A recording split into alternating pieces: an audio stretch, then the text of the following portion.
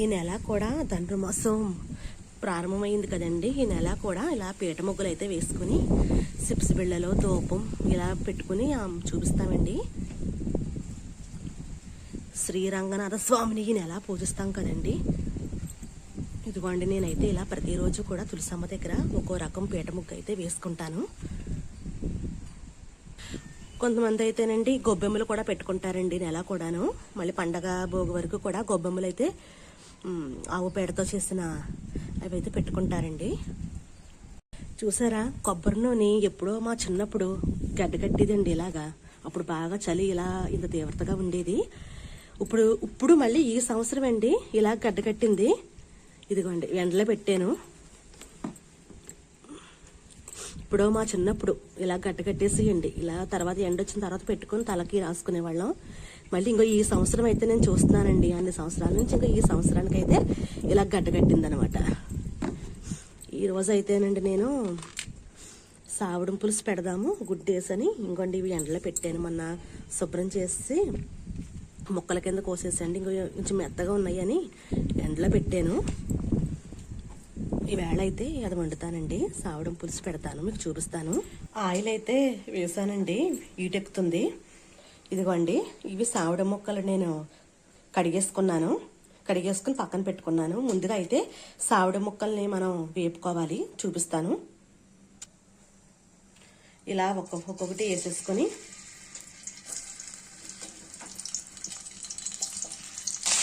ఇదిగోండి వేగుతున్నాయి.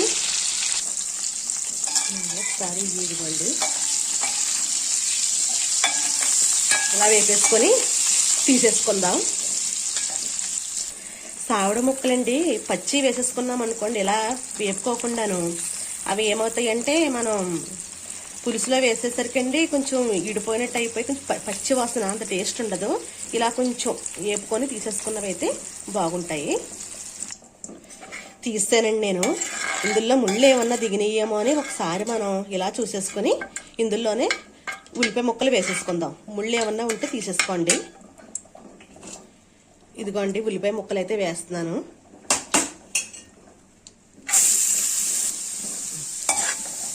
ఉల్లిపాయలు, పచ్చిమిర్చి, కరివేపాకు ఇవి బాగానండి ఉల్లిపాయ ముక్కలు కలర్ మారే వరకు కూడా బాగా వేపుకుందాం.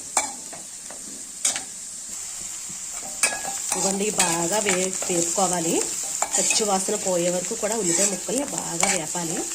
నేను ఇందులో చిన్న సైజు టమాటా కూడా వేస్తున్నాను. ఈ టమాటా ఇవి కూడా బాగా మగ్గిపోవాలి.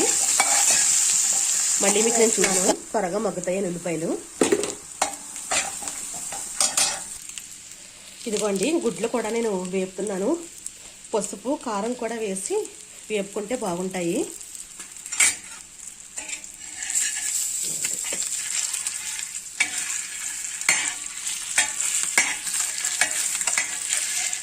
ఇలా వేపేసుకున్న తర్వాత మీకు మళ్ళీ చూపిస్తాను నేను.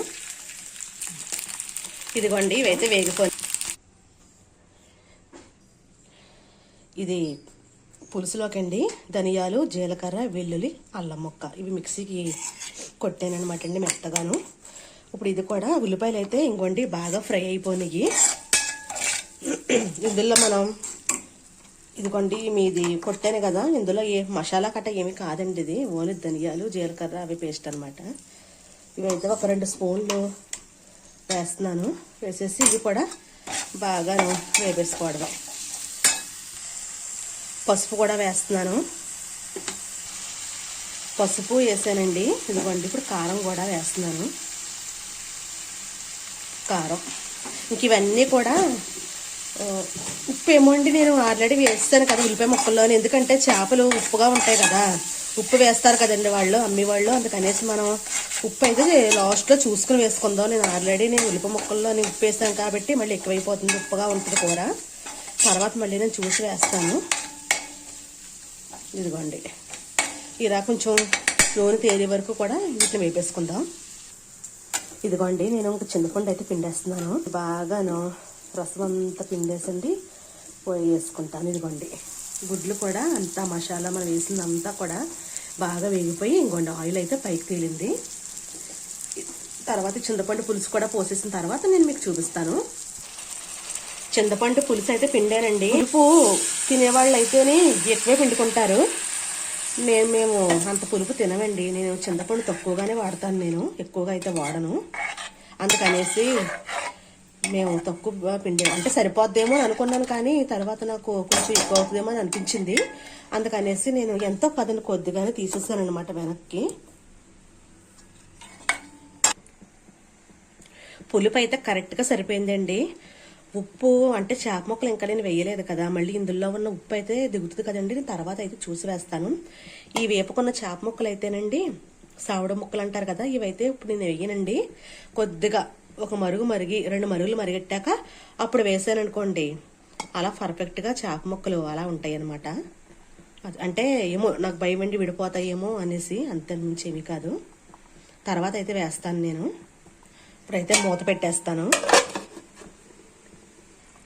ఇదిగోండి నేనైతే ఇప్పుడు చేప ముక్కలు అయితే వేసేస్తున్నాను. ఇందులోనండి బెండకాయ వేసుకోవచ్చు అడ్డు. ఇంకొకటి ఏంటి అంటే వంకాయ బెండకాయ కూడా వేసుకుంటే చాలా బాగుంటుందండి. ఇంక నేనంటే లేవు, అందుకని ఇంట్లో తెప్పించలేదండి నేను. ఇంకా వీటితోటే వండేస్తున్నాను.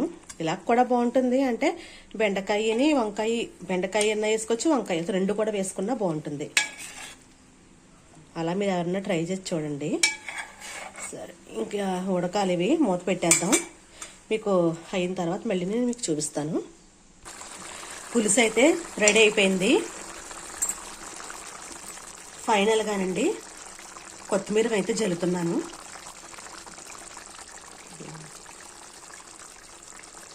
కొత్తిమీరని జల్లేసి స్టవ్ ఆఫ్ చేసేస్తే ఇంక అయిపోయినట్టే. చాలా మంచి స్మెల్ అయితే వస్తుందండి. ఇదేనండి ఇవాళ వీడియో. ఈ వీడియో కనుక నచ్చితే లైక్ చేయండి, షేర్ చేయండి, సబ్స్క్రైబ్ చేయండి. ఉంటానండి. బాయ్.